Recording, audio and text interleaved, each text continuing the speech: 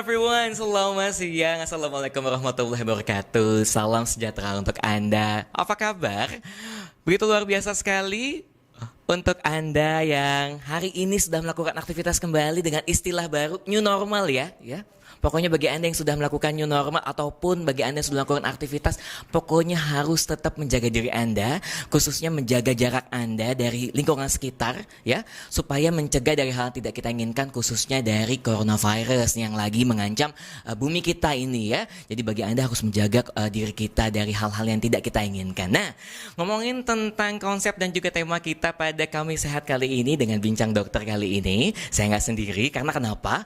Khususnya bagi Anda kaum hawa yang lagi di rumah ataupun yang di kantor ya, langsung play akun Instagram Green Pramuka Square Jakarta karena kali ini kita akan ngebahas tentang salah satu momok yang paling menakutkan bagi kaum hawa, yaitu tumor kandungan yang seperti kita tahu ada miom, kista dan juga polip. Nah, sebagai seorang laki-laki saya mesti tahu banyak nih apa tumor kandungan itu, bagaimana bahayanya dan seperti apa penanganannya. Saya sudah kehadiran seorang bintang tamu yang kece banget dan dia salah seorang yang membantu menyelamatkan kakak saya.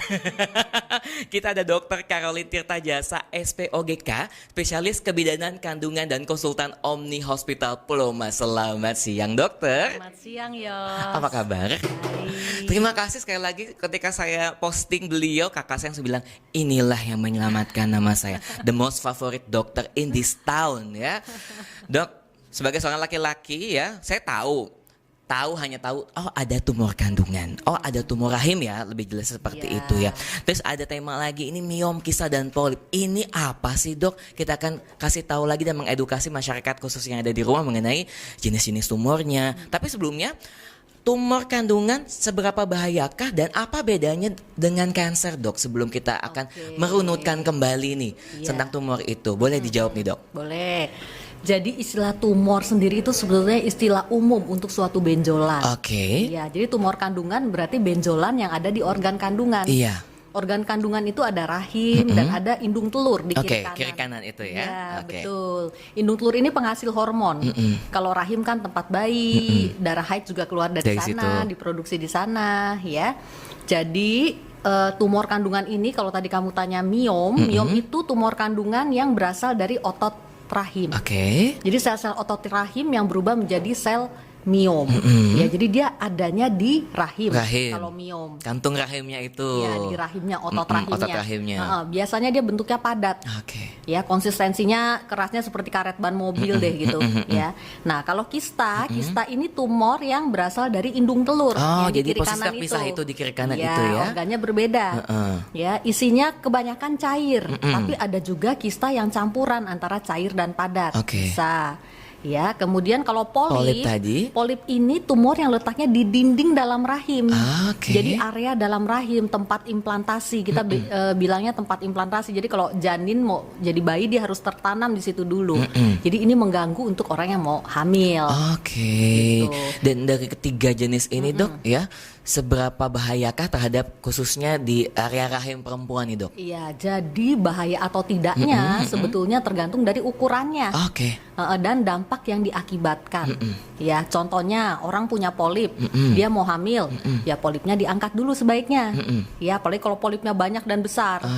Ya, tapi kalau dia nggak mau hamil dan tidak ada keluhan, ya sudah kita bisa observasi, dibiarkan. Begitu pula dengan miom dan kista. Ya, kalau dia sudah menimbulkan gejala, rata-rata kalau gejala miom kan mens banyak atau mens sakit, ya itu harus diatasi. Ya, harus diangkat, dioperasi. Ya, tapi kalau tidak menimbulkan gangguan, orangnya sudah mau menopause misalnya, miomnya kecil cuma 2 cm, ya oke lah kita masih bisa observasi. Ya. Seperti nah, itu. kalau kista, ya kebanyakan tumor kandungan memang tadi ditanyakan tentang jinak ganas. Jinak ganasnya? Rata-rata tumor kandungan jinak. Ya, tapi dia bisa berubah ke arah ganas. Nah, kalau kanker kan sudah pasti ganas. Gitu. Kadang-kadang kan manusia orang ya, aduh saya kena kanker nih. Padahal ya itu definisi tumor dan kanker banyak yang belum tahu juga gitu kan. Kalau tumor itu adalah dari benjolan. Pokoknya benjolan yang sel abnormal itu pasti tumor. Ya kan, sel abnormal itu pasti tumor. Dan kalau sudah definisinya ke ganas itu larinya ke cancer. Oh, seperti itu. Tapi dari ketiga ini miom, kista dan juga polip itu memang base-nya itu jinak ya dok ya? Base-nya jinak. Oke. Base-nya jinak, tapi dia bisa berubah. Contohnya yang paling sering berubah ke arah ganas itu kista. Dan terutama kista yang ditemukan di orang yang sudah usia 45 tahun ke atas. Oh, oke. Ya, jadi kalau orang menjelang menopause dia malah ada kista, itu harus dicurigai kistanya ke arah ganas. Oh, karena saya pernah baca artikel katanya kalau ketika sudah menopause kista akan hilang. Nah, itu yang salah. Oh, salah. Jadi begini, ya kalau orang menopause kan hormon-hormon itu sudah turun. Jadi normalnya indung telur ciut. Kista harusnya tidak boleh ada lagi. Betul. Karena kista ini sebetulnya dia besar di indung telur yang masih aktif harusnya. Jadi kalau dia hormon sudah tidak ada sedangkan dia membesar, berarti ada sesuatu yang mensuplai dia. Oke. Ya, biasanya itu kista justru yang ke arah ganas.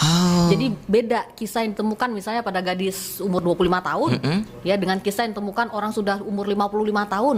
Beda banget. Kita mesti aware ke arah ganas kalau sudah umur 55. Itu bedanya ketika kista yang masih segar sama kista sudah peot. Power joke buat teman-teman. Ya. Oh, beda lagi ya. Kadang kan masih muda dan juga sudah tua. Ini menarik banget, tapi sebelumnya Dok saya mengingatkan dulu buat teman-teman di rumah, saya langsung semangat banget sama dokter. Buat teman-teman yang di rumah, jangan lupa kalau mau tanya-tanya bisa langsung ke WhatsApp interaksi kita di nomor 0821 1266 0322. Saya ulangi lagi di 0821 1266 0322 atau bisa lihat nanti ada di layar interaktif yang ada di belakang kita. Ini pertanyaan banyak banget pasti teman-teman yang ingin nanya secara langsung sama Dokter Caroline. Nah, Dok, balik lagi tadi mengenai usia dan juga bahayanya dari kista tadi di usia muda dan usia tua. Kalau yang range usia, Dok, penderita tumor rahim itu di range usia berapa paling banyak, Dok? Paling banyak 40 tahun ke atas. Ya, tapi tidak memungkinkan anak-anak gadis remaja 17 tahun ya, itu sudah ada bisa. Kalau kista bisa ditemukan pada usia yang sangat muda. Ya, ada kista yang berasal dari sel germinal. Nah, itu bisa ketemu sama anak-anak malah 8 tahun, 9 tahun bisa. Kista yang berasal dari sel-sel germinal. Ada, saya pernah dengar juga ternyata kista tuh nggak cuma dari rahim tapi bisa dari sendi. Ada kista sendi, saya pernah baca sih ya, seperti betul. itu. Jadi kista itu sebenarnya bisa ada di mana-mana sih. Oh gitu. Ya, jadi kista di organ lain bisa. Organ lain. Intinya kista ini adalah benjolan yang berisi cairan. Oke. Bisa ada di mana-mana. Kista di lever bisa, kista di ginjal bisa. Saya kalau kista di dompet, Dok, benjolannya koin. Benjol nih di dompet, ternyata koinnya banyak banget. Dok, dari tadi kan ada miom, polip dan juga kista yang dokter bilang bahkan usia anak-anak bisa menyerang gitu ya, Dok ya. Itu penyebab awalnya apa sih, Dok? Supaya kita bisa aware, Dok. Ini pertanyaan paling banyak ditanyakan juga. Jadi penyebab munculnya si tumor kandungan ini itu sebetulnya tidak diketahui karena multifaktorial. Multifaktorial itu maksudnya interaksi berbagai faktor. Kita nggak tahu persisnya yang mana. Mulai dari faktor hormonal, genetik, dan juga lingkungan. Nah, lingkungan ini termasuk lifestyle, pola makan, ya, paparan terhadap polutan lingkungan. Sekarang kan banyak nih polutan lingkungan ya, mulai dari junk food, campuran boraks, formalin atau pengawet yang ada di makanan, ya, polutan lingkungan berupa asap kendaraan bermotor. Dari pembalut bisa jadi nggak sih, Dok, itu? Kalau pembalut itu masih pro dan kontra, tapi terus terang saya nggak percaya.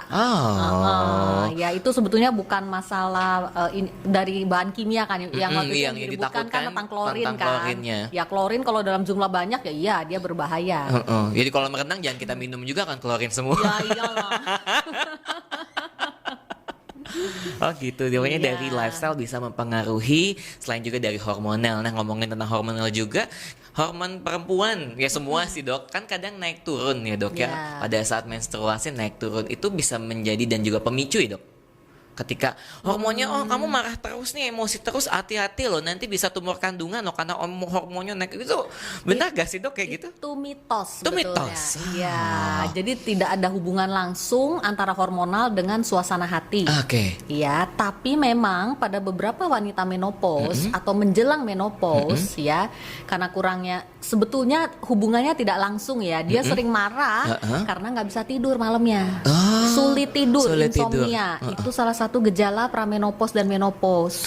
Ya, karena nggak bisa tidur malam, paginya bangun kan moodnya nggak enak dong. Cenderung kayaknya sedikit aja gampang marah. Senggol sedikit emosi lah ya. Jadi hubungannya tidak langsung sebetulnya. Jadi saya pikir dari hormon situ gampang marah, tiba-tiba larilah ke area bawah situ ya. Oh gitu. Nah ini buat pemirsa teman-teman di rumah. Jadi bagaimana cara kita bisa menjaga diri kita sedari muda, paling enggak ya menghindari hal-hal seperti tadi makan junk food, lifestyle yang sehat, istirahat cukup, seperti itu. Nah dok, tadi dokter juga membahas seberapa besar ukuran. Normalnya itu ukurannya dari ukuran seberapa sampai ukuran seberapa sih dok si tumor kandungan itu?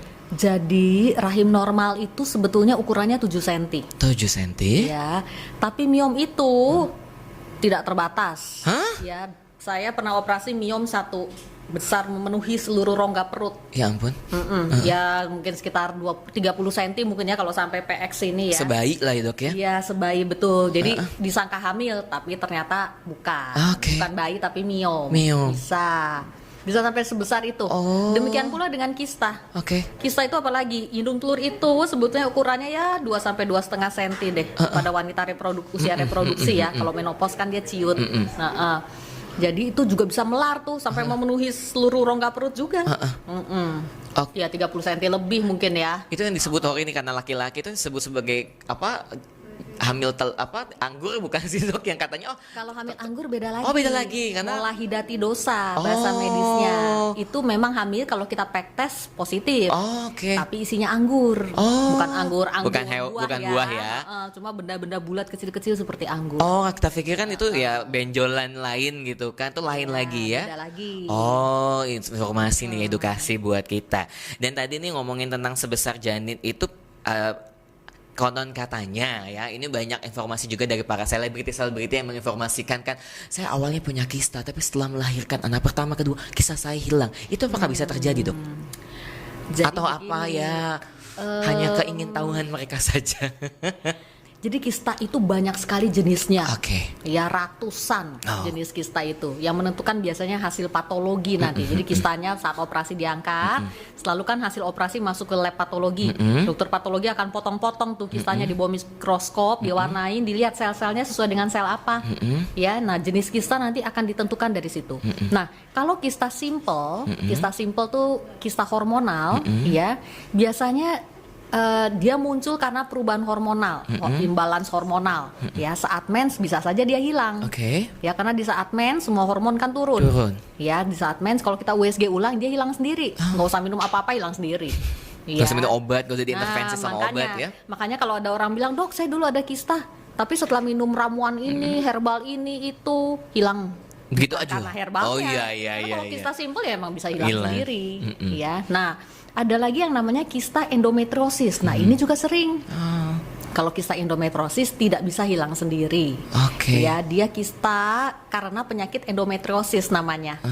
Ya. Polip bukan sih beda tuh dok ya? Beda lagi. Kalau polip kan di dinding dalam rahim. Ini ya di indung telurnya. Nah penyakit endometriosis itu penyakit tersendiri tuh. Biasanya keluhannya nyeri haid. Ya. Nah itu biasanya kalau pasiennya hamil dia akan tertekan sementara. Ya karena kalau orang hamil kan tidak ada gejolak hormonal, pasiennya juga tidak haid, dia akan tertekan sementara. Tapi setelah melahirkan, setelah berapa tahun kalau misalnya hidupnya junk food dimakan lagi, kacau lagi, endometriosisnya bisa kumat terus. lagi. Jadi endometriosis ini sebetulnya penyakit sepanjang usia reproduksi. Selama hormon aktif dia akan selalu bisa balik lagi. Iya. Walaupun udah hilang, tiba-tiba gaya hidup balik lagi yang seperti sedia kala, dia akan tumbuh lagi. Angka kekambuhannya sangat tinggi. Meskipun gaya hidupnya juga sudah diperbaiki. Karena kan ada faktor lain yang tadi saya bilang. Faktor hormonal, genetik, itu kan tidak bisa kita kontrol 100%. Yang bisa kita kontrol itu hanya faktor lingkungan loh. Lifestyle itu bisa kita kontrol. Tapi faktor hormonal dan genetik kan emang dari sononya kita. Bawaannya ya. Seperti ini luar biasa sekali dok. Dok ini pas ketika saya sudah mengumumkan nomor WhatsApp dari tadi layar saya kita akan tanya dulu satu pertanyaan, saya buka dulu untuk pemirsa yang ada di rumah ya dok ya. Saya mau nanya. Nah siang dok, saya mau tanya dari Nisa. Saya mau tanya tentang persalinan nih. Wah nggak apa-apa dok ya, agak-agak nggak apa-apa ya, boleh karena dokter kandungan juga. Kalau usia kehamilan 39 minggu, tapi HB saya cuma 7,6, bisa lahiran secara normalkah? Atau terlalu beresiko dok? saran terbaik untuk tindakan yang harus diambil apa ya dok? Padahal posisi sudah masuk ke panggul, air ketuban masih cukup, tidak ada lilitan tali pusar, dan BBJ berat badan janin sudah 3 kg. Makasih dok. Gimana tuh dok? Jadi itu sebentar lagi mau melahirkan itu sebetulnya. Ya, HB 7,9 itu tidak normal. Tidak normal. Ya, jadi HB normal itu seharusnya di range 12 sampai 14. 12 sampai oh iya ya 12 sampai Jadi ini rendah sekali ya, rendah sekali ya. Ya. Ya harusnya tindakannya adalah dicari tahu penyebabnya apa. Apakah ada perdarahan sebelumnya atau ada penyakit-penyakit yang memang menimbulkan kondisi anemia. Misalnya kelainan darah. Betul. Seperti penyakit talasemia minor, talasemia mayor, atau penyakit hemofilia. Itu juga bisa menimbulkan penyakit kelainan darah sehingga dia anemia. Atau kekurangan zat besi, defisiensi zat besi, bisa juga. Bisa juga. Ya, jadi harus dicari tahu dulu penyebabnya supaya bisa diatasi langsung ke titiknya. Ya, tapi berhubung sudah hamil 39 minggu, waktu-waktu bisa melahirkan, transfusi. Yang mau paling tidak mau cepat. paling cepat transfusi pada saat melakukan tindakan. Tapi kalau untuk persalinannya secara normal kan masih bisa. Bisa saja, bisa saja asal HB-nya dibikin normal dinaikin dulu ya, 7,6 ya kali 2 dulu lah. Soalnya beresiko loh melahirkan dengan kondisi HB yang seperti itu. Lemes banget pasti dok. Resikonya perdarahan yang pertama. Ya, karena biasanya otot rahim pun untuk berkontraksi kan setelah bayi lahir dia harus berkontraksi lagi. Ya, karena pembuluh darah itu berjalan di antara otot rahim nih seperti ini. Jadi setelah melahirkan otot rahim itu harus menjepit dia berkontraksi supaya pembuluh darahnya pet. Ya, kalau enggak perdarahan itu bisa 400 cc dari arteri uterina itu dalam waktu 1 menit. 400 cc dalam waktu 1 menit. Kalau kita punya 5 liter darah, habis sudah 10 menit juga udah habis. Selesai game over. Ya kan? Jadi dipenuhi dulu ya. Jadi pokoknya selesaikan satu masalah dulu, baru masalah yang lain, solusi yang lain bisa diselesaikan ya. Mau nggak mau secara cepat transfusi, tapi alangkah baiknya cek dulu apapun apa yang terjadi dalam kondisi tubuhnya dok ya. Betul. Oke, itu Bu Anissa. Terima kasih ya sudah nanya. Dan ini masih banyak pertanyaan, tapi tadi agak ngerelate nih dok dengan pertanyaan saya tentang ibu hamil. Dok, bagi ibu hamil ini dan bagi mereka yang memiliki tumor kandungan di dalamnya itu apakah berbahaya bagi janinnya dok? Misalnya ya bagi ibu hamil punya polip atau punya miom besar, bayi janinnya apakah punya baru bahaya? Tadi pagi saya ketemu pasiennya. Seperti itu, boleh kita ke sana aja gitu? Jadi ada miom dan sedang hamil. Betul. Hamilnya kembar lagi. Iya tuh. Hamil kembar, miomnya 6 cm. Ya. Jadi kalau polip mungkin tidak terlalu jadi masalah. Ya, kista pun kalau kistanya nggak besar-besar amat, kista dalam kehamilan juga bisa dan dia bisa hilang sendiri nanti saat hamil mencapai sekitar usia hamil 14 minggu. Tapi kalau miom, apalagi kalau miomnya besar dan banyak, itu dia akan bisa membuat masalah. Ya, kalau terlalu besar biasanya efek penekanan. Karena miom sendiri biasanya dia ikut membesar selama kehamilan karena pengaruh dari hormon-hormon kehamilan sendiri. Biasanya efek pendesakan tuh. Ya, jadi meskipun hamilnya masih kecil kayaknya udah hamil 9 bulan. Di saat hamil 9 bulan beneran miom bisa mendesak juga. Jadi resikonya antara lain ya kelahiran prematur atau pertumbuhan janin yang terhambat itu bisa. Ya, atau kalau dia posisinya tidak bisa ya harus dilahirkan secara sesar. Tidak bisa masuk kepalanya di dasar panggul berarti harus sesar. Harus operasi untuk melahirkannya. Iya. Jadi bisa berbahaya kalau kenanya yang seperti tadi miom tadi dok ya. Iya. Dia sudah cukup besar itu. Betul. Tuh bagi Anda cek dulu deh ya. Tapi alangkah baiknya pengecekan itu pada saat mungkin pertanyaan saya, pranikah itu angka bagusnya dicek atau pada saat sudah menikah sih atau pada saat sudah hamil, cek yang bagus, deteksi yang baik, deteksi dini yang baik itu. Deteksi dini yang baik itu seharusnya kalau semua perempuan itu setahun sekali. Setahun sekali. Belum menikah maupun sudah menikah. Terutama kalau ada keluhan ya, keluhan yang berhubungan dengan organ kandungan. Seperti misalnya nyeri perut bawah, ya, atau gangguan haid. Gangguan haid itu bisa berupa mens banyak, atau mens sakit, atau mens yang tidak beraturan, ya, irregular bleeding kita bilangnya. Nah, itu sudah indikasi untuk dilakukan pengecekan. Normalnya sakit bagaimana kan? Ya saya kan nggak ngerasain ya pemirsa ya. Saya kan nggak ngerasain. Katanya kan setiap mens awal bulan pasti sakit. Ada perbedaan penyakit sakit yang dirasakan dok gitu? Jadi nyeri haid yang patologis ya itu adalah nyeri yang mengganggu aktivitas. Ya, yang sudah mengganggu aktivitas. Misalnya pelajar jadi nggak konsen, nggak bisa belajar, jalan pun susah, misalnya itu berarti kan sudah mengganggu aktivitas. Nah itu sebaiknya memeriksakan diri. Oke, seperti itu. Biasanya karena penyakit endometriosis nanti. Ya kalau mau tahu lebih detail tentang endometriosis, saya membuat tulisan saya sebenarnya banyak di Google. Di mana? Di blog dokter. Dokter ada blognya apa biar kita buka langsung? Sebetulnya sih Google ketik nama saya aja, itu ada di kompasiana.com. Dokter Kompasiana. Kompasiana. Kok nggak pernah ketemu kalau acara Kompasiana? Halo, saya hostnya. Malu nih acara suka ketemu. Ya, Instagram juga ada sih, Instagram juga ada. Facebook, tapi hati-hati fake account ya. Suka banyak ya. Banyak yang memalsukan saya. Ini selebriti juga. Pokoknya yang asli ada tanda apa, Dok? ada tulisannya official account saya ada. Official account. Hati-hati ya. Baru-baru ini saya menemukan 2 fake account di Instagram dan 2 fake account di Facebook. Tuh kan the most favorite in this town, dokter kan. Saya udah begini tuh nggak ada yang fake account, Dok. Jadi foto saya itu diambil, dikopas, tapi isinya itu agak-agak seram ya. Dan makanya saya ngotot banget itu, terutama akun saya yang di Facebook. Itu saya ngotot banget harus di-block itu. Hati-hati banget deh pokoknya. Ya misal pun kalau memberikan share yang baik nggak apa-apa, kalau itu mitos-mitos atau tidak sesuai dengan kaidah kedokteran bahaya ya. Ya betul, mungkin ya moga-moga sih tidak digunakan ke arah kriminalitas. Betul, aja harapan saya. Karena kalau dokter saya perhatiin, saya tadi pas masuk dokter mirip ya kayak salah satu pemain Hospital Playlist, Sohwa. Wah, saya malah nggak tahu tuh yang mana. Enggak, ini mungkin bagi saya suka drakor. Tapi balik lagi yuk ke tema nih, kata tadi nggak apa-apa nih buat teman-teman bisa nanti tanya sama dokter, kita bisa informasi kalau mau ini apa berita-berita ataupun tulisan-tulisan mengenai artikel yang bisa dokter ada di sosial medianya Dok ya. Pokoknya tinggal Google ketik nama saya aja, di situ banyak urusannya. Oke. Ya nanti mau follow Instagram juga boleh atau Facebook. Dok, balik lagi nih tentang mendeteksi dini. Sebelum ini pertanyaan sudah masuk banyak sekali, tapi saya mau nanyakan karena konsep kita dan tema kita kan deteksi dini. Mendeteksi dini atau pengecekan tumor itu terhadap individu, melakukan pengecekannya seperti apa sih Dok? Apakah bisa melakukan pengecekan tes darah? Oke, jadi deteksi dini dan pengecekan karena tumor kandungan itu gampang banget. Gampang banget, 5 menit selesai, sudah ketahuan punya tumor kandungan atau tidak. Oke, bagaimana? Apakah emang harus ke dokter tapi? Ya harus ke dokter. Oh iya benar. Karena yang harus dilakukan adalah USG transvaginal kalau bagi yang sudah menikah.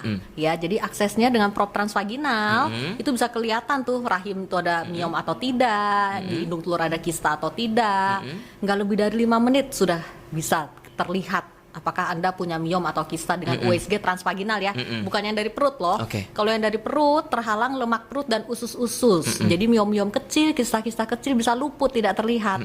Jadi harus akses transvaginal. Nah, bagi yang belum menikah dan kalau sangat diperlukan kita lewat perut nggak jelas, aksesnya jadi transrektal lewat lubang dubur.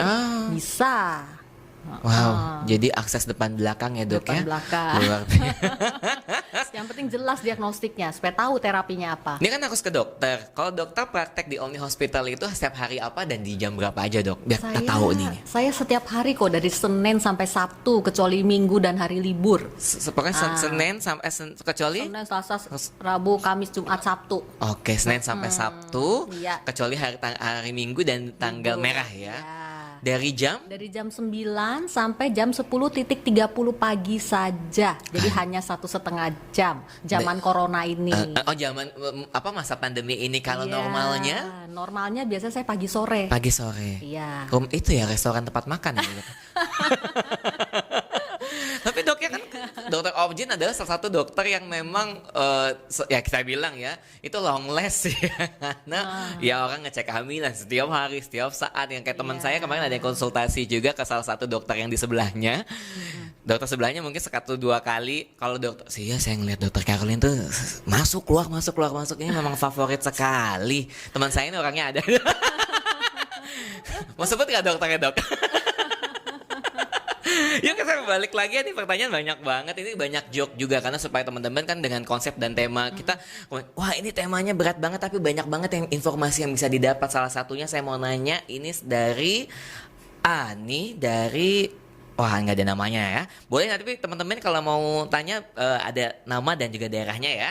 Ini dari Kak Anonim lah. Okay. Dok, gimana sih cara menghilangkan kista tapi tidak perlu operasi? Apa ada makanan dipantang atau gimana?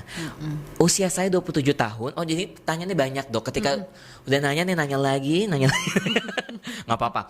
Jadi satu aja ya. Usia saya 27 tahun, sudah menikah. Tempo hari saya dibilang ada kista di rahim. Tapi kata dokter, kandungan saya itu hanya sel telur yang membesar dan setelah mens hilang. Gimana tuh, Dok, yang begitu? Baiklah. Dan kista yang membuat perut membesar ya, Dok. Oh, jadi ada 3 pertanyaan ya. Yang pertanyaan adalah kalau sudah kista, kalau sudah membesar, apakah perlu operasi? Apakah ada makanan yang bisa menyembuhkan selain kita tindakan operasi? Lalu kedua, katanya dokter itu hanya sel telur yang membesar, apakah betul atau tidak? Dan yang ketiga adalah apakah benar kista dapat menyebabkan perut menjadi besar seperti itu?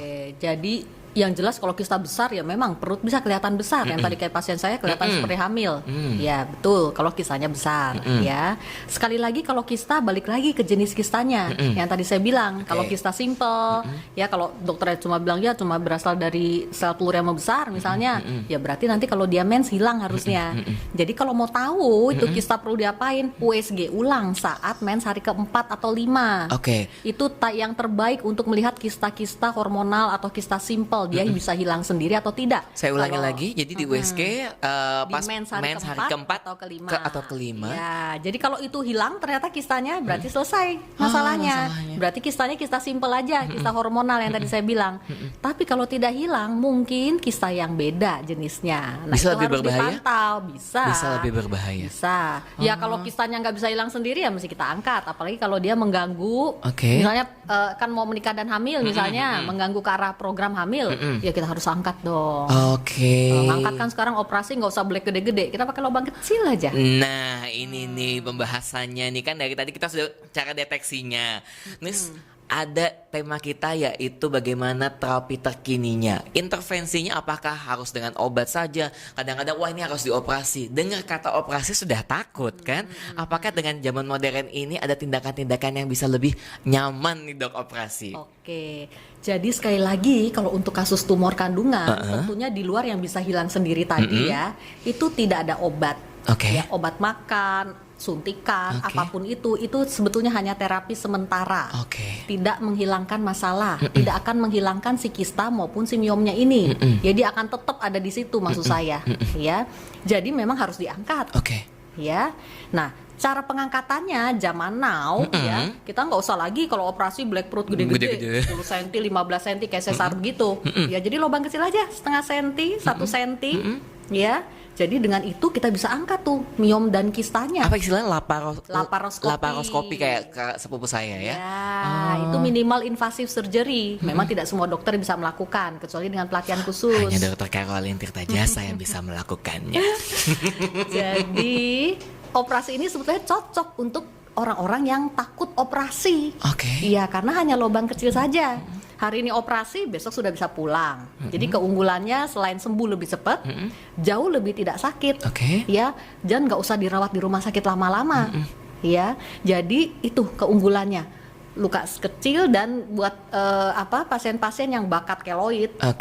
Secara estetika dia lebih cantik lah istilahnya, ya, karena tidak terlihat kan. Bentuknya bukan laser ya, Dok ya? Memang operasi. Dia menggunakan laser. Menggunakan laser. Iya, dia menggunakan laser atau elektrosurgery kita bilangnya. Ya, jadi resiko perdarahannya juga lebih minimal daripada operasi yang belek gede. Belek besar. Betul. Dan ini hanya tidak semua rumah sakit ada, Dok ya? Tidak semua rumah sakit hanya di ada. Omni Hospital Pulau Mas. Mas Vinku? Betul. Jadi tidak semua dokter bisa menanganinya dan tidak semua rumah sakit karena ini menggunakan teknologi laser seperti tadi itu. Betul. Jadi ini operasi canggih lah istilahnya karena menggunakan alat-alat yang cukup banyak, alat-alat canggih yang memang tidak semua rumah sakit punya. Tapi di rumah sakit kita, alat-alat ini sepulang saya dari Jerman sudah dilengkapi semuanya. Ya, jadi sampai laparoskopi pengangkatan rahim pun sudah bisa dilakukan. Iya, karena kakak saya kemarin ada cerita ya, Dok tadi cerita sama dokter pengangkatan rahim menggunakan laparoskopi alat tadi yang laparoskopi tadi yang memang dia harus diangkat rahimnya tapi dengan cara yang kekinian gitu. Dan dia orangnya aktif, sekarang bisa aktivitas kembali lagi. sakit-sakit, nggak bisa kerja, di tempat tidur terus. Tapi dengan teknik laparoskopi ini lebih cepat dia, 2 hari, 3 hari, mungkin perlu stay di rumah 1 minggu tapi udah bisa jalan-jalan. Oke, dia udah bisa salto kok dok sekarang dok. Hebat. Kata saya terima kasih, iya sama-sama dok. Ini tadi banyak banget pertanyaan-pertanyaan ya yang masuk ke WhatsApp juga. Pertanyaan saya juga banyak, tapi kita akan ada ke sesi hoax atau fakta. Tapi nanti saya balik dulu deh kita ke pertanyaan dari pemirsa yang ada di rumah. Selamat sore dok, saya mau tanya, saya juga mau jawab. Yang jawab dokter kok. Awal bulan ini saya sudah dapat menstruasi. Baru selesai seminggu yang lalu. Tapi kemarin tiba-tiba saya datang bulan lagi. Apakah ini bahaya bisa memacu ke tumor kandungan atau tidak sih dok? Terima kasih. Jadi kita bilangnya mens yang tidak teratur. Betul, gitu mens ya. yang tidak teratur. Jadi mens yang tidak teratur ini sebetulnya penyebabnya itu banyak. Ya. Jadi antara lain penyakit polycystic ovary, ya polycystic ovary atau ovarium polycystic PCO. PCO. Nah antara lain itu, ya biasanya ini kalau PCO berarti masalahnya ada di segi hormonal, ya. Nah ada juga penyakit-penyakit lain seperti polip tadi, ya polip itu juga keluhannya mens yang tidak teratur. Ya, atau miom juga bisa menimbulkan gejala yang sama, abis mens lagi bisa. Ya, jadi kalau sangat mengganggu, apalagi kalau darahnya banyak nggak stop, periksakan diri ya ke dokter kandungan untuk dicek ada nggak tadi polip atau miom. Kalau semuanya bersih tidak apa-apa, berarti penyebabnya hormonal saja. Kalau hormonal kan berarti nggak usah operasi, kita terapi hormonal. Ya, seperti PCO tadi, nggak usah operasi, tapi terapi hormonal, gitu. Oke, itu sekali lagi bisa dicek dulu ke dokter supaya kita tahu ya dok ya bagaimana cara menanganinya seperti apa, nggak ujuk-ujuk dok ya bahaya saya harus operasi. Ada juga yang kayak gitu dok ya dikit-dikit operasi ternyata panik bisa duluan. panik attack nih terutama kayak perempuan kan kayak maunya ayo dok mendingan operasi. Baik lagi ke pertanyaan kita dokter, saya Kiki dari Bekasi, istriku baru saja lahir, prosesnya sesar, saya dipanggil di ruang operasi, yang dipanggil istrinya apa bapaknya atau dokternya, mohon maaf ini ya. Katanya ada miom yang harus diangkat dan konsekuensinya tidak akan punya anak lagi. Akhirnya saya pilih yang terbaik aja, kebetulan anaknya sudah 3. Oh, mungkin mau nambah. Sebentar, saya akan cerna WhatsApp-nya ya. Yang diangkat istrinya, bapaknya. Sebentar. Katanya ada miom yang harus diangkat. Jadi ketika proses sesar, mungkin proses sesar kelahiran mungkin dok ya. Jadi ada miom juga dan harus diangkat dan konsekuensinya tidak punya anak lagi. Jadi yang dipilih mungkin sudah diangkat rahimnya, tapi dia cerita anaknya sudah 3. Jadi mungkin karena sudah ada anak 3 jadi no problem kan kalau memang ya, kecuali mau pas punya anak 6, 10. Ya, Gimana Pak Kiki? Punya anak berapa? Itu gimana dok? Apakah itu jadi salah satu jalan juga? Jadi begini, untuk miom-miom tertentu mungkin pada kasus ini miomnya besar sekali. Ya, pada kasus tertentu di mana miom besar saat si pasiennya melahirkan, jadi hamil dengan miom, sekali lagi yang tadi saya bilang ada risiko perdarahan kan. Nah, kalau perdarahannya tidak bisa dikontrol karena rahim itu agak sulit berkontraksi di saat ada miom besar. Dia mengganggu kontraksi rahim yang baik. Jadi darah keluar terus. Nah, kalau dalam kondisi seperti itu untuk menyelamatkan nyawa berarti si miomnya diangkat sekalian sama rahimnya. Iya, demi menyelamatkan nyawa. Jadi baru dengan cara itu perdarahannya bisa di stop. Itu bisa pada saat proses persalinan langsung? Biasanya kan saat sesar, kalau dalam pada sesar sekalian. Jadi sekalian pada saat sesar dicek ternyata ada yang sel abnormal tadi. Jadi biasanya saat sesar kok berdarah terus gitu ya, dan memang ada miom dan kontraksi tidak bisa diperbaiki dengan obat-obatan. Ya, segala macam cara sudah dilakukan, perdarahan tetap tidak stop demi menyelamatkan nyawa, ya diangkat. Iya, dan anaknya juga putranya sudah 3 ya. Untungnya ya kan menekan budget saat ini juga ya dok ya. Betul. Ya pokoknya tetap sehat juga untuk istrinya. Dok, nah Jadi dari tadi tentang terapi, tentang pengobatan dan segala macamnya, tentang operasi tadi, kita akan ke sesi hoax atau fakta, Dok, mengenai pemberitaan yang benar atau tidak ya tentang informasi tumor kandungan dan juga mengenai tentang kandungan itu sendiri. Dokter, nanti kalau hoax atau fakta, dokter juga bisa jawab rentetannya, Dok. Misalnya, oh enggak, itu enggak betul. Yang betul seperti ini. Misalnya kalau fakta boleh ditambahkan lagi menurut ilmu kedokterannya. Baik. Pertanyaan pertama. Hoax atau fakta, miom dapat lepas dengan sendirinya lalu tumbuh di organ tubuh lain. Tidak hanya di dalam organ kewanitaan, tapi bisa di organ tubuh lain, Dok. Oke, itu ada benar. Fakta. Bisa fakta. Iya. Jadi ada miom jenis tertentu, parasitik miom namanya. Jadi parasitik miom ini sebetulnya miom yang bertangkai.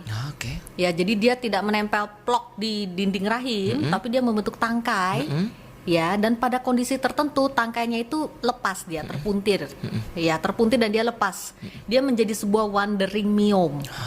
Ya, wandering myom ini dia bisa menempel misalnya ke usus. Menempel di situ dia. Berkembangnya di situ. Bisa. Hal itu bisa terjadi walaupun sangat jarang. Iya. Oke, itu tuh bisa terjadi, tapi Bisa, itu tapi salah satu sangat jarang banget, banget. Tapi itu fakta bisa terjadi, Dok ya. Iya. Pertanyaan kedua, selain masalah kewanitaan, susah BAB bisa menjadi gejala miom, fakta atau hoax? Fakta dengan catatan miomnya besar sekali sehingga menimbulkan efek penekanan ke usus buangan kotoran. Bisa jadi. Iya. Oh, seperti itu. Jadi teman-teman, pemirsa di rumah bisa jadi fakta kalau si miomnya itu besar sekali dan menekan usus buangan kotoran. Oke, kita pikirkan urusan BAB bagian belakang, ya kan, pencernaan. Kita pikir seperti itu. Ternyata itu bisa jadi faktor ya, Dok ya. Betul. Baiklah, tuh teman-teman dengarkan. Pertanyaan ketiga, hoax atau fakta? Benar atau tidak sakit pinggang berlebihan tanda anak cowok? Benar atau fakta, Dok? Nah, itu tidak benar. Tidak benar ya? Itu tidak benar. Ya. Jadi tidak ada hubungan jenis kelamin tertentu dengan gejala tertentu, tidak berhubungan. Iya. Betul. Itu mitos ya. Jadi posisi tidur nanti anaknya mau jadi apa? Laki-laki perempuan, posisi tidur anaknya jadi apa gitu ya. Pertanyaan berikutnya.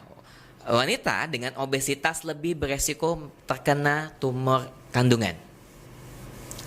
Hoax atau fakta, Dok? Fakta. Ya. Kalau kita perhatikan bisa dicari di semua bacaan ya. Obesitas sendiri sebetulnya suatu kondisi yang mempermudah semua penyakit datang. Ya, obesitas. Ya, karena metabolisme sel-sel tubuh itu juga agak terganggu tuh pada kondisi obesitas. Ya, kadar dan biasanya ujung-ujungnya nanti metabolic syndrome. Ya. Nah, orang-orang dengan kondisi seperti ini bisa mempermudah dia kena berbagai macam penyakit tentunya, betul, ya? Bukan hanya tumor kandungan saja. Ya, itu fakta. Itu fakta. Betul. Jadi angka baiknya ya jangan terlalu obesitas ya, kita menjaga diri kita, menjaga lemak dalam tubuh, menjaga badan dengan olahraga. Seperti itu. Tuh ya teman-teman. Dan hoax atau fakta terakhir, wanita dengan tingkat produktivitas tinggi dan stres mampu memicu timbulnya benjolan pada rahim atau tumor kandungan tadi. Dengan aktivitas yang tinggi, lalu stres yang tinggi, bisa jadi pemicu timbulnya tumor kandungan. Oke, jadi itu tidak bisa dijawab mitos atau fakta karena sebagian benar, sebagian tidak. Ya, tergantung si perempuannya ini sendiri. Ya, jadi wanita aktif istilahnya dengan produktivitas tinggi kan ya. Stres berat misalnya, tapi dia mampu menjaga apa yang dia makan, sempat olahraga, bisa manajemen waktu, ya, tidur malam cukup, istirahat cukup, makanan dan nutrisi juga perfect, semuanya organik misalnya, bebas dari polutan lingkungan, no problem, nggak masalah. Ya, masalah terjadi jika kondisi yang tadi itu tidak terpenuhi. Ya, begadang larut malam, ya, bangun pagi juga kesiangan, Betul. ya nggak sempet sarapan, terus siang sekalinya makan semuanya dimakan junk food, karena stres juga kan, stres minum kopi bergelas-gelas, kafein banyak masuk, malam nggak bisa tidur lagi, sampai pagi tidak seger lagi, ya itu semua penyakit juga bisa datang semuanya. Iya. Bisa jadi pemicu juga ya. Bisa jadi pemicu juga. Jadi pola hidup segala sesuatunya pola hidup juga harus dikontrol dan juga harus dijaga, Dok. Betul. Ya. Nggak harus urusannya ke sana tapi juga ke kesehatan yang lainnya. Ya. Seperti itu. Baik, Dok, nih hoax atau fakta segmen kita sudah selesai, tapi masih ada pertanyaan yang kita akan jawab. Ternyata nih banyak banget, Dok, ya. Ketika dokter kita posting namanya keluar di GP Talk kita kali ini, dan banyak banget pertanyaan. Ini dari Bapak Suparyanto. Salam hormat, Dok, saya mau tanya mengenai istri saya. Dia mengalami kram yang berlebih pada bagian bawah perutnya pada saat di luar jadwal haid. Apakah itu berbahaya atau tidak? Oke, jadi kan normalnya kan orang tidak mengalami kram berlebih, ya. Kalau saran saya, silahkan dicek aja. Toh pemeriksaannya sebetulnya gampang. USG itu kan pemeriksaannya tidak lebih dari 5 menit sebetulnya. Ya, setidaknya dicek ke arah apakah ada miom atau kista. Ya, karena ya tumor kandungan bisa menimbulkan gejala seperti itu juga.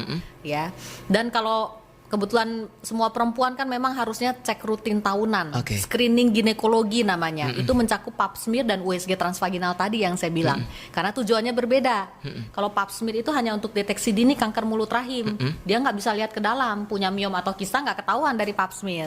Ya, jadi pap smear dan USG transvaginal. USG-nya untuk lihat ke dalam. Adakah miom, kista, atau calon kanker indung telur yang berasal dari awalnya dari kista, itu kelihatannya dari USG transvaginal. Dan itu setahun sekali wajib untuk dilakukan. Setahun sekali, ya untuk diri sendiri setahun sekali mah nggak ada apa-apanya. Nggak ada apa-apanya ya, untuk pengecekan doang. Betul. Seperti itu. Nah, ini dokter memang terkenal banget. Ada yang masuk, dokter, saya Mama Raka. Salam ya buat dokter dari Sentul City. Dokter ini keren loh, salam sehat untuk dokter. Mama Raka dari salam Sentul. balik. Mama Raka, kakak saya. Memang terkenal sekali. Dok, kita ngobrol yuk. Nah, dari tadi udah ngobrol, tapi ini ngobrol lebih secara ini. Dari tadi pagi udah ngobrol ya. Tapi ngobrol pertanyaan, ini ngobrol tentang jok-jok sedikit. Pernah ngalamin pasien yang banget gak sih, Dok? Maksudnya gini, kayak Dok, ini kok saya katanya kita udah diangkat, tapi kok timbul lagi? Dok, ini ya, edukasi yang kurang gitu. Atau Dok, ini kok gede banget, seharusnya kan gini-gini gitu. Dok, saya gak usah harus cek, Dok, gitu. Oke, ada beberapa pasien yang seperti itu. Ya, saya senangnya jadi dokter itu karena saya ketemu orang yang berbeda setiap hari. Betul. Dengan karakter yang berbeda. Ya, jadi sekarang saya bisa tahu nih, begitu ketemu Yos misalnya, saya tahu nih tipe Yos kayak begini nih. Karena terbiasa berhadapan dengan orang yang berbeda dan berinteraksi langsung kan setiap harinya dengan orang yang berbeda. Bisa. Sering banyak pasien yang seperti itu. Udah diedukasi gitu kan, dikasih tahu. Banyak, Yos. Banyak ya, Dok ya. Banyak. Karena itu kita sebagai dokter harus bijak dan sabar menghadapi dan menanganinya. Iya.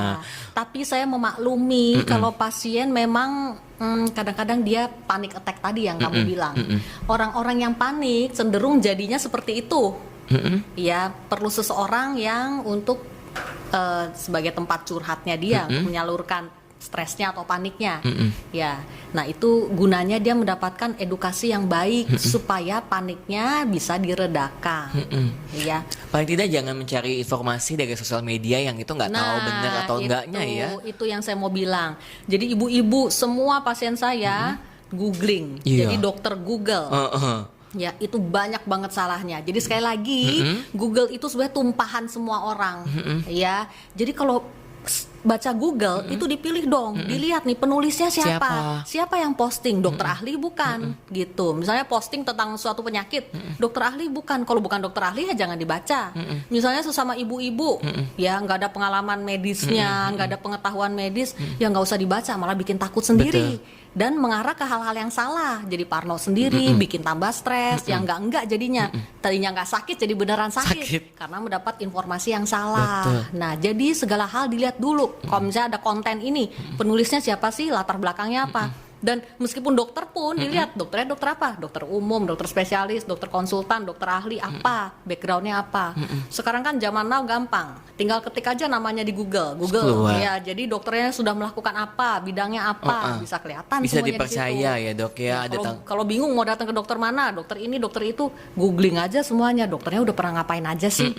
Yang sesuai dengan kebutuhan kita gitu ya. Betul. Jadi hati-hati membaca Google pun harus dilihat-lihat penulisnya siapa. Ya kadang-kadang gini, terutama bagi perempuan, mau nanya dokter malu-malu takut gitu kan, terus nanya dengan pengalaman orang tua, saya bilang tadi belum punya pengalaman medis. Kalau ibu begini kok gitu ya dok, sering nanganin kayak gitu dok ya, dari banget. Orang tua saya begini dok gitu. Banyak sekali yang masih seperti itu, terutama kalau urusannya dengan kehamilan dan persalinan. Ya, kata orang tua saya begini, orang zaman dulu harusnya begini. Banyak sekali, apalagi seputar kehamilan dan persalinan itu banyak sekali mitosnya. Nah, itu pentingnya bertanya kepada dokternya. Ya, jadi jangan sampai salah informasi.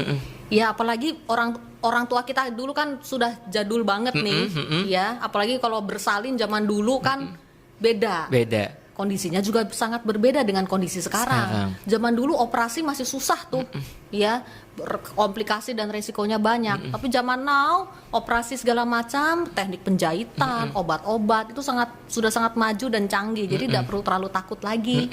Bahkan ada, saya pernah tahu ada, baru tahu karena laki-laki dok ya, ada teknik jahit pakai lem khusus gitu katanya. Ya kan udah canggih, nggak mesti dijahit tapi ada lem khusus gitu. Nggak usah pakai lem pun, ada jahitan subkutikuler namanya. Jadi di bawah kulit. Ya seperti saya kalau sesar jahitan subkutikuler, jadi lukanya itu seperti garis saja. Jadi tidak terlihat jahitannya sama sekali, dengan benang yang diserap juga, jadi tidak ada acara buka jahitan lagi sesudahnya. Seperti itu. Sangat nyaman. Jadi nyaman. Jadi kayak bilang dokter tadi, dengan terapi terkini, terutama di bidang kesehatan kedokteran sudah makin canggih. Jadi operasi-operasi udah nggak harus belek yang besar-besar. Ternyata menggunakan teknologi-teknologi sekarang juga masih bisa ya dok ya. Dan kita balik lagi pertanyaan ini. Saya lagi ngobrol sama dokter, ternyata banyak pertanyaan dan ini masuk ke bagian kesehatan kandungan. Dan ini mitos atau fakta sih dok, makanya saya baca ini. Saya Gunawan dari Bekasi, maaf dok mau tanya, istri saya sedang mengandung tapi kok kaki dan tangan bagian kirinya pegal-pegal ya? Apakah itu masalah atau tidak dok? Mungkin kalau pegal bapaknya bisa pijetin kali ya. Nah itu Yos bisa jawab. Benar nggak sih itu nggak sih bagian kirinya yang pegel-pegel itu masalah nggak sih dok? Jadi ibu-ibu hamil itu rata-rata kan terjadi retensi cairan, makanya bengkak tuh semuanya. Ya, dan biasanya keluhan pegel itu keluhan yang paling banyak dikeluhan. Pegel ini, sakit di badan sebelah sini, biasanya hanya masalah otot-otot saja, ya. Jadi terapinya udah bener sih, Yos tadi bisa jawab, pijat aja, pelan-pelan tapi pijatnya, ya, pijat halus, dibalurkan dengan balsem hangat, misalnya, ya, ototnya jadi lemes. Kalau perlu tempel koyo, ya, supaya itu juga bisa menghilangkan. Lebih nyaman ya. Kalau pegel dan nyerinya hanya disebabkan masalah otot, dengan itu saja hilang dia, 2-3 hari hilang. Tapi kalau tidak hilang juga berarti ada masalah yang lebih serius. Periksakanlah diri Anda ke dokter. Betul, bisa jadi masalah rumah tangga ya.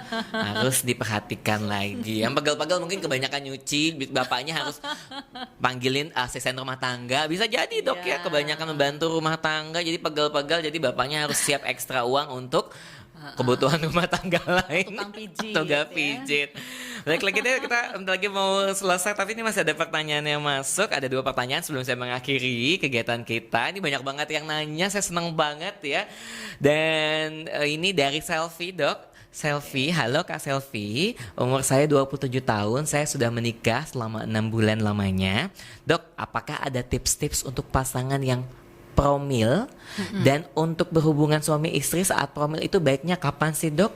Berapa hari setelah mens, dan waktu yang baik setelah mengecek tes pack setelah berhubungan itu kapan ya dok? Emang banyak ada yang nanya seperti itu juga dok ya?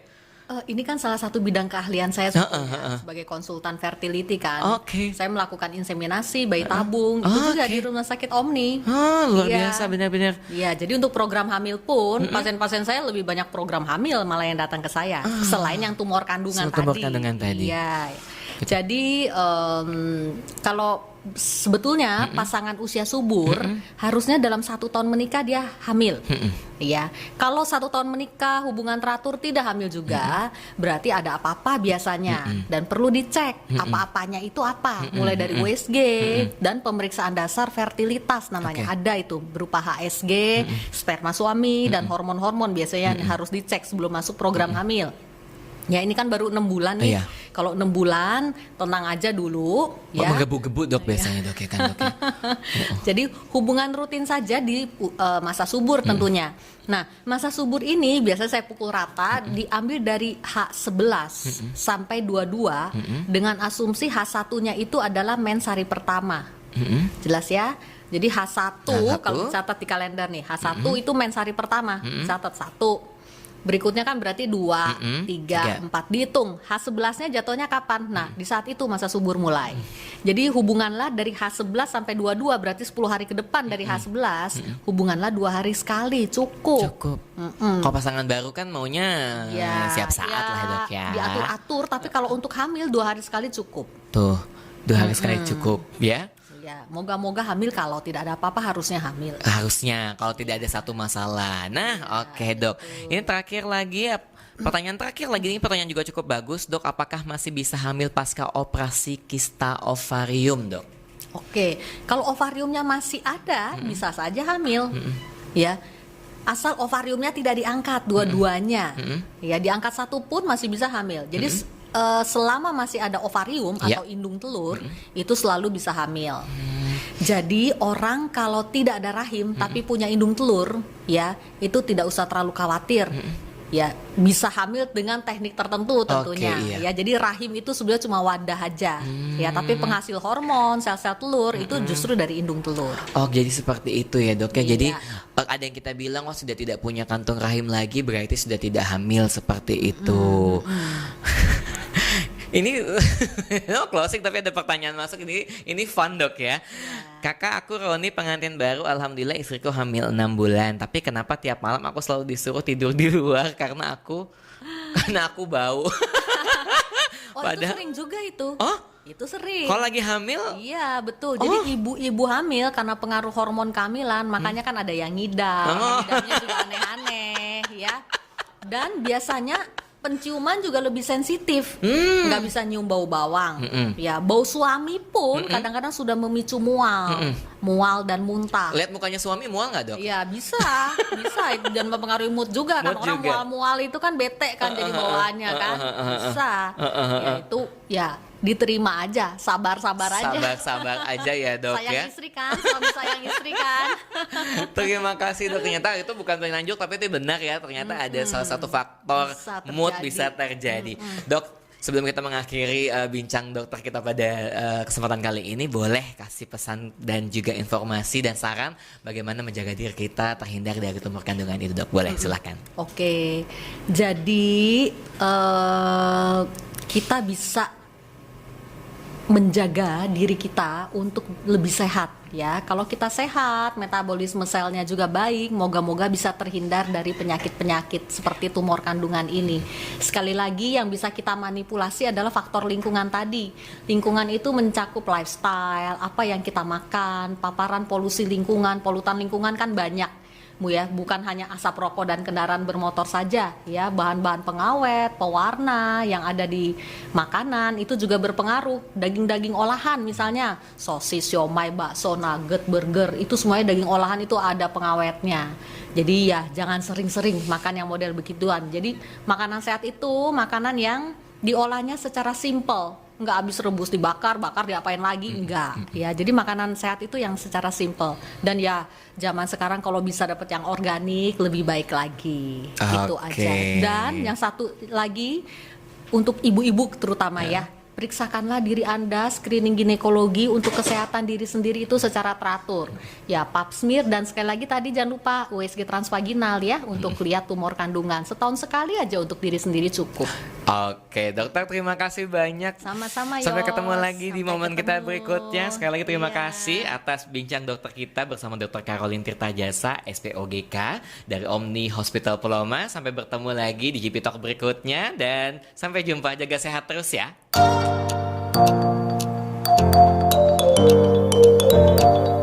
Bye.